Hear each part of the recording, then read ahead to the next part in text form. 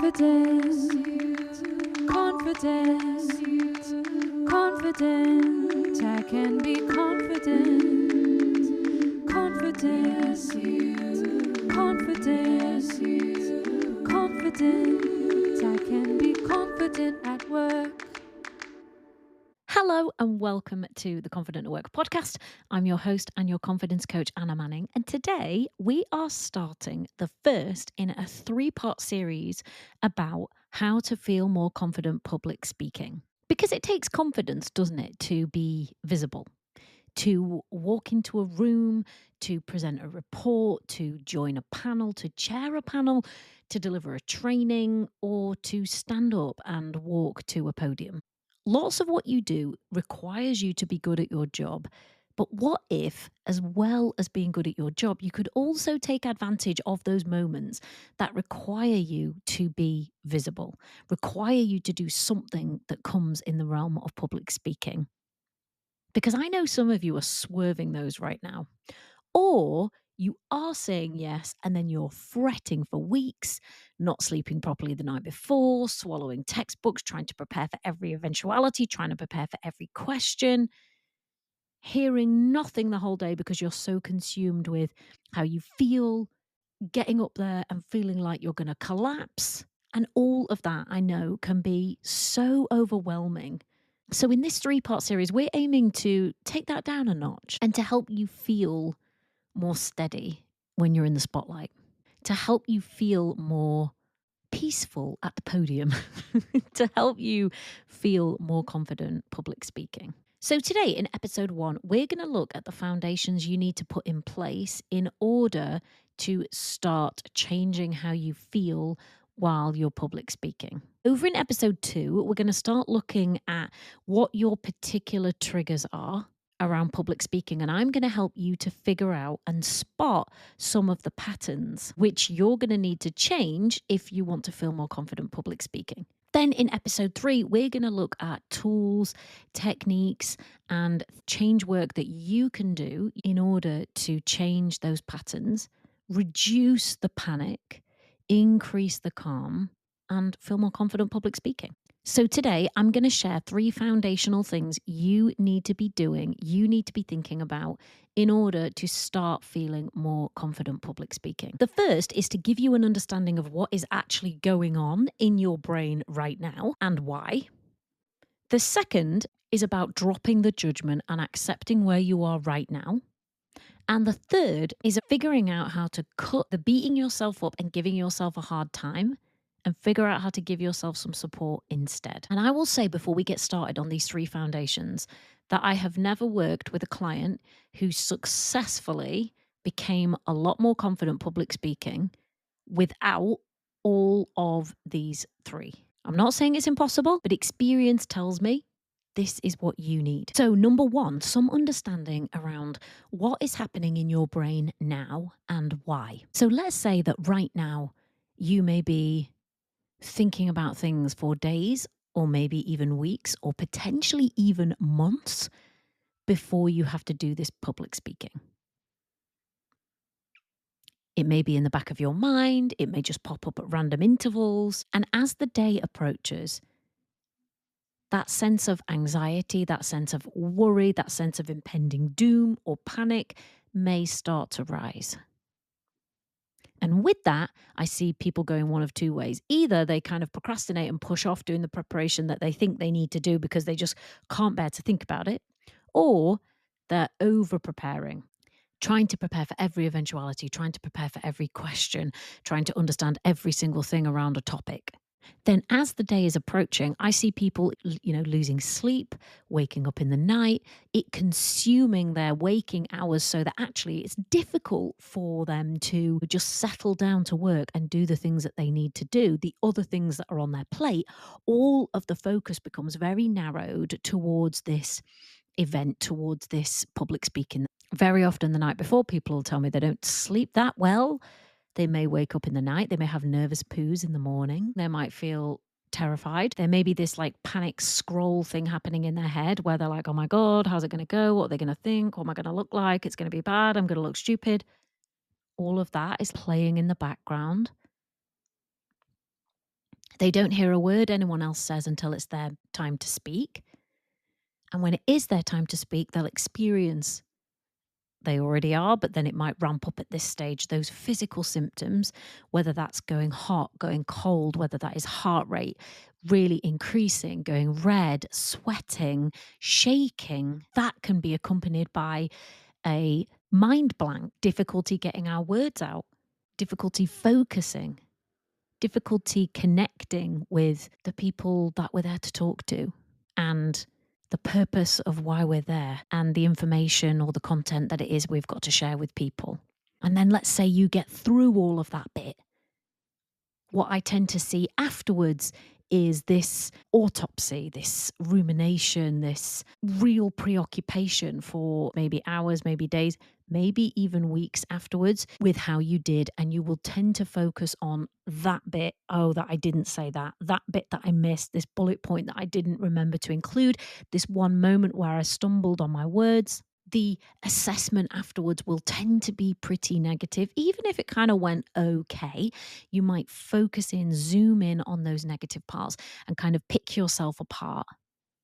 There might also be judgment, like, why can't I do better? I should be able to do this. It's ridiculous that I can't do this. It's pathetic. So if that feels like you, then my friend, you are in the right place here. And I said I was going to tell you what is happening in your brain and your body. So we just kind of covered that. What is happening? But what you might not know is, why is that happening?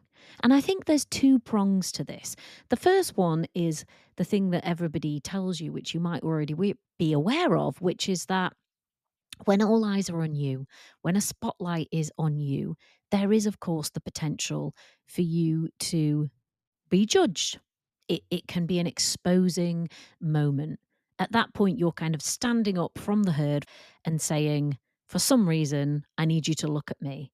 And that comes with a heightened sense of potential risk, a heightened sense of potential danger to our brains. So the story goes, that means that we might be cast out and left out in the cold. And if indeed that is right, then you can see why you might feel, nervous, a little more worried, a little more anxious than you would on a normal day. This scenario has more eyes on you, more potential risk, more potential exposure. And your brain sees that as danger, so it prepares you for danger. Cortisol, adrenaline, all the things that give you a dry mouth, give you a racing heart, and help you to do fight, flight, freeze, fawn. But the bit that I think is often missing from why is this happening? Because most people, I think, feel a bit nervous doing public speaking, including me. But for the people I work with, it feels like it's been ramped up to another level. It feels like it's got to a level where it is potentially debilitating, and the emotion that they feel, maybe the emotion you feel, is actually kind of threatening to take you offline and preventing you from doing your public speaking in the way that you can and that you need to. So it feels like you've reached a different level of difficulty with it. And this bit often, I think, gets missed from the why is this happening? So if you've reached this level of difficulty and distress, let's say, because it is, you might have concluded, well, I get other people are a bit nervous, but I seem to be in this, special category of people for whom I just can't seem to do it. And it's completely debilitating. And it's just too difficult for me. And why would that be? And if you don't know why that would be, you're left to think, well, maybe it's just me. Maybe I'm just not cut out for it. Maybe it's just not my personality. Or I'm just not that type of person that can do things like that. But I don't think that any of that is actually true. I think the bit you're missing is actually an awareness of how our brains work when it comes to recording memory. So when we go through an event, when something happens, let's say, I don't know, we stood up at university and did a presentation and we froze, stumbled over some words, found it really, really difficult, and we got criticized or we got laughed at. This is a for instance. Our brain doesn't just record a memory of what happened. It doesn't just store the facts of what happened. It also stores any meaning that you made of that situation and the feelings that came with it. So whenever you're in another similar situation, like another presentation, your brain does not start fresh.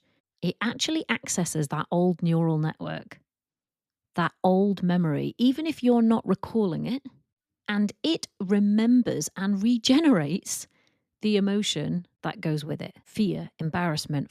So you're not just working with that day's presentation, you're actually working with echoes of past experiences which are linked to this current situation. And that is why, even when you're not in the situation, even when it's 3 weeks to go and you're just calling it to mind or you just see it in the diary, that is enough to trigger an entire response: fear, embarrassment, panic, rising anxiety.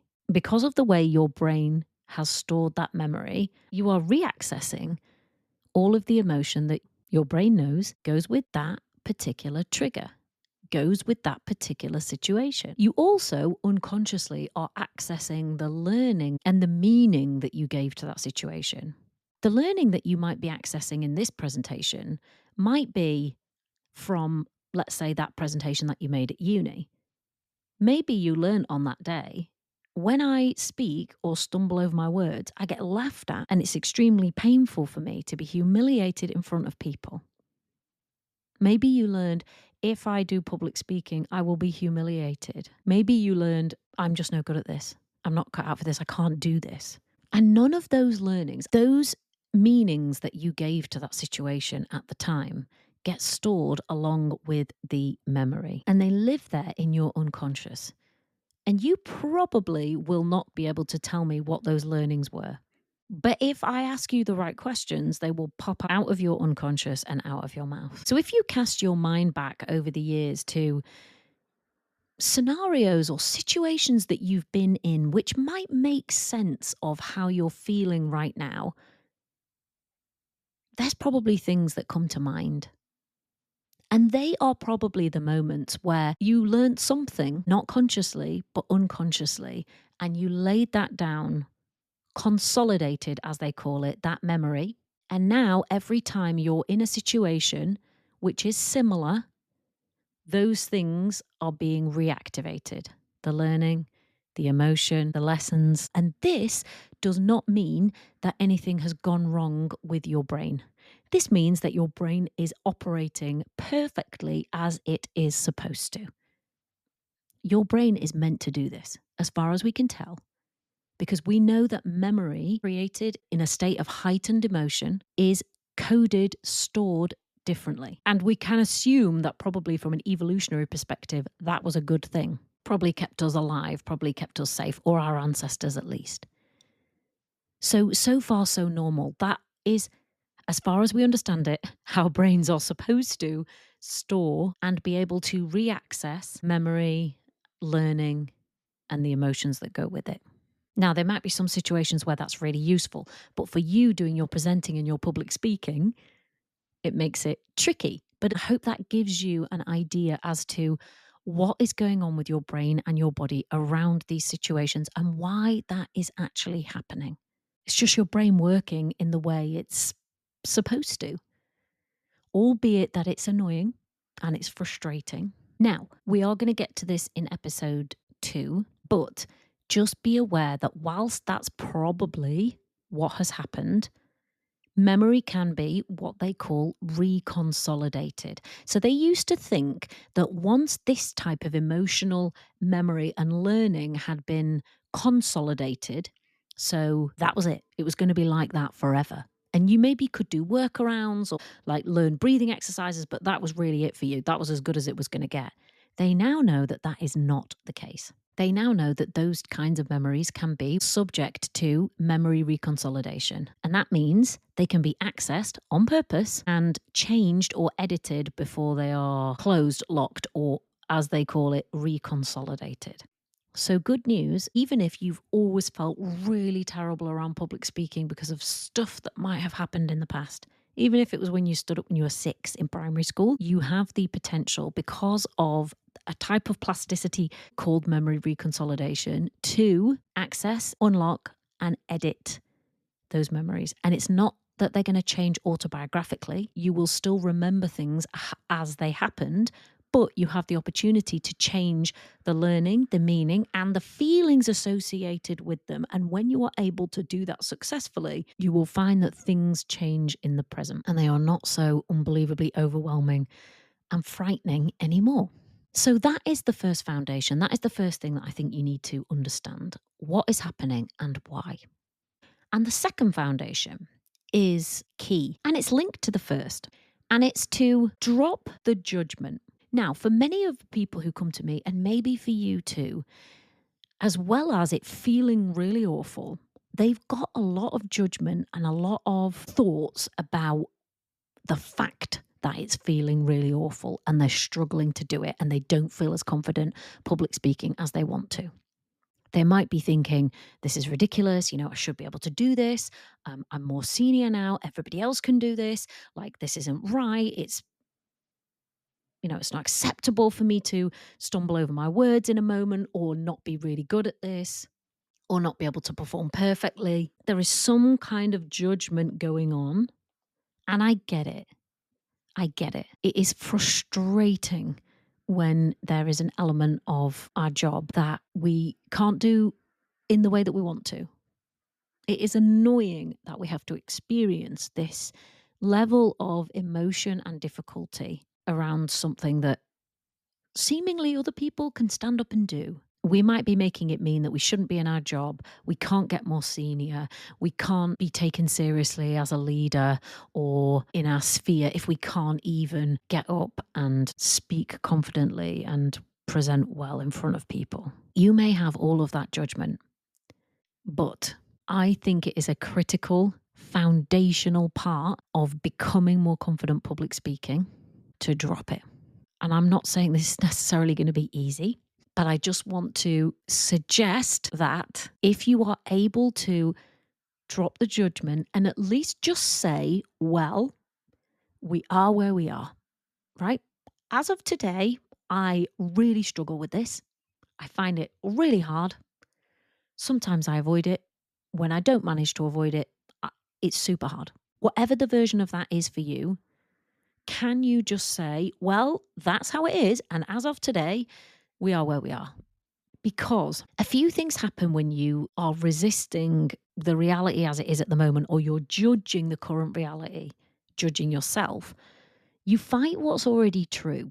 So if you're telling yourself, like, I shouldn't feel nervous, you're layering that frustration and that judgment on top of the nerves, which creates more stress, not less. I also think that it can get your brain sort of stuck in defense mode. So when we're pushing stuff away or we're denying it, we're telling our system almost that there is something dangerous to avoid, to be worked up about, to be stressed about. And then our system can't calm down. So it kind of makes it worse. Also, my experience of change work with people, so you can't really work that effectively with something that you can't accept. Change requires awareness, but often it also requires acceptance of where you're at right now. That acceptance, if you can do it, if you can bring it, of, well, we are where we are right now. It might not be ideal or where I want to get to, but as of right now, this is how it feels for me. My heart's racing and I'm terrified. That kind of acceptance makes a bit of space. Because as if it isn't bad enough that you already feel terrible, you then have judgment and shame layered on top of feeling terrible. But when you can lay that down, it frees up your energy and attention to actually doing the work that we need to do to help you feel more confident. So that's why it is a necessary foundation. The third foundation is to, I've called it here, cut the shit talking. Cut shit talking your efforts. Cut trash talking yourself. You may have heard me talk about this on the podcast a million times. I talk about us being self-critical and having that inner critic. When it comes to public speaking, I am yet to work with somebody who wanted to feel more confident that didn't first have to sort this one out. And by sort it out, I mean identify what it is you're saying to yourself at the moment around this whole scenario. So a month before, when you're thinking about prepping, what are you saying to yourself? Is it, oh God, you can't do this, it's going to be rubbish. No one's going to like it, it's boring. That is what I mean by trash talking yourself. What is it that you're thinking 2 days before? Are you trash talking yourself then? What are you thinking on the morning of? What are you thinking during? What are you thinking afterwards? Are you beating yourself up, picking yourself apart, ruminating, noticing all the negatives? That, my friend, is trash talking your efforts. And it's hurting you and it is eroding your confidence around public speaking. And every time you do it, you are adding those memories and those instances which your brain is coding and remembering and accessing. You're adding to that whole neural network every time you shit talk yourself around a presentation. If you are trashing yourself in your mind before, during, and after, your brain knows that metaphorically there will be somebody, it's you, probably nobody else, but it's you, waiting with a little mental baseball bat to hit yourself over the head afterwards. So what happens? You have ramped up the pressure. You have ramped up the stress, not only in the moment, but for the next time you're going to be public speaking. Because your brain remembers that you did all that and it anticipates that you're going to do it again. And it becomes part of the whole cycle. Imagine if this was somebody else judging you and trash talking your attempts. Nobody needs that when they're trying to get better at something. What we need is a space where people are accepting, not judging us, not trash talking us, but supporting us, encouraging us, cheering us on. That's what we need. And that's what you need foundationally inside of you if you're going to become more confident public speaking. And if you're like, no, I don't have to beat myself up because it's what makes me better for next time, I really am going to encourage you to think about whether you think you need somebody to beat you up in order for you to do better next time. I'm guessing that's a no. And if you're still not with me and you're like, no, but I definitely need to beat myself up, I want you to think about what happens when you do that. When you pick yourself apart afterwards, how do you feel? Deflated, defeated, down, angry, confused? What? How do you feel? And are those emotions helping you to feel more confident next time? I know you're going to say no because I've never met anyone who says yes. So that is your third foundation. Cut the shit talking. Stop trash talking your attempts. Work out how to give yourself some support. So they are your three foundations. And I want you to think of these in terms of form. So I have been in the last almost year going to this thing called F45 and it's circuit training, but we also do weightlifting and that kind of thing. And they talk about getting your form right before you start to lift heavier weights. They want your form to be right before you start lifting heavier weights because they know that if you start trying to lift heavier weights and your form is all wrong, you will get injured. These foundations, understanding what's happening and why, accepting where you're at instead of judging it, and learning how to quit trash talking yourself and give yourself some support, those three foundations are like the form you need before you start trying to lift heavier weights. So before you start trying to feel more confident public speaking, before you start your attempts, those three foundational things are the form you need to get right first. Because if you carry on doing public speaking, but you haven't got any of this form right, so you have no idea what's happening in your brain and your body and why, you're judging yourself for it, the fact that it's happening, and you're constantly beating yourself down and berating yourself and not providing yourself with any support, then you are going to get the equivalent of injured. Every time you go and do a presentation, you will inadvertently be actually making it worse because you're exposing yourself all the time to more stress, more panic, and more difficulty. So instead of it getting easier with time, it's probably going to stay the same or even get harder. And once you have these three foundations in place, this is when the change can really start to happen. It is possible for this to change. It is possible for the level of anxiety you feel to go from a 9 to a 2. I've done it with clients before. I'll do it again. And this mini series, this 3-part series, is my best attempt to corral everything I've learned about the kind of change work that actually works to help people feel more confident public speaking and bring it to you in this format. Now, I know that I'm not sitting down with you one-on-one unless you're one of my clients, in which case feel free to come and talk to me about the stuff that you're hearing on this podcast. But if you're just joining in for the podcast, then I'm going to encourage you to start working on your form. Start turning your attention to those 3 foundations that I've talked about today. And listen out for episode 2, which will be coming next week. And in that episode, I'm going to be helping you to figure out the patterns and the triggers which you need to address if you're going to feel more confident public speaking. If you want to come and work with me, there are links in the show notes to the Confident at Work membership and one-on-one coaching. Click through to those links and book a call. Come and talk to me about how I might be able to help you feel more confident at work, how I might be able to help you feel more confident public speaking. Otherwise, I will see you in next week's episode. Bye. Confidence, confidence, confident. I can be confident. Confidence, confidence, confident. I can be confident at work.